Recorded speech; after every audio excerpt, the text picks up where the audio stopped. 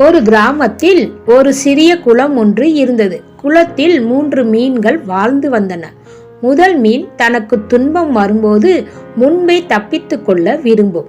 இரண்டாவது மீன் தனக்கு துன்பம் வரும்போது தப்பித்துக் கொள்ள வழி தேடும். மூன்றாவது மீன் தனக்கு துன்பம் வந்தால் அந்த துன்பத்தை ஏற்றுக்கொள்ளும். இந்த 3 மீன்களும் நண்பர்களாக அந்த குளத்தில் வாழ்ந்து வந்தனர். ஒரு நாள் மீனவர் இருவர் குளக்கரைக்கு வந்தனர். குளத்தில் நீர் குறைவாக இருந்ததால் நாளை வந்து குளத்தில் உள்ள மீன்களை எல்லாம் பிடித்து செல்லலாம் என்று அவர்களுக்குள் பேசிக்கொண்டனர். இதை கேட்டுக்கொண்டிருந்த முதலாவது மீன் ஓடி சென்று தன் நண்பர்கள் இருவரிடம் இதை பற்றி கூறி எச்சரித்தது. அந்த குளத்தை விட்டு ஒரு வாய்க்காலின் வழியாக வெளியே ஏறி வேறு இடத்துக்கு சென்று விட்டது. இரண்டாவது மீன் நாளைதானே, அப்புறம் பார்த்து கொள்ளலாம் என்றது.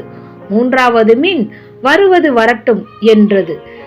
எது நடந்தாலும் அது விதிவசம் என்று சும்மா இருந்தது மூன்றாவது மீன்.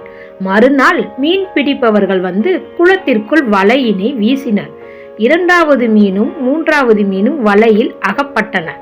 இரண்டாவது மீன் மீனவர்களிடம் தப்பிப்பதற்காக தான் இறந்துவிட்டது போல் நடித்தது. அதனை பார்த்த மீனவர்கள், இறந்த மீன் நமக்கு எதற்கு என்று நினைத்து அதனை வலையிலிருந்து எடுத்து மீண்டும் குளத்திற்குள்ளே எரிந்துவிட்டன. அந்த மீன் குளத்திற்குள் சென்று விட்டது.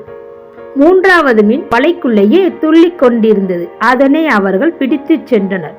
ஒரு சிக்கல் வருகின்ற போது தப்பித்துக் கொள்பவர் எப்போதும் இன்பமடைவர்.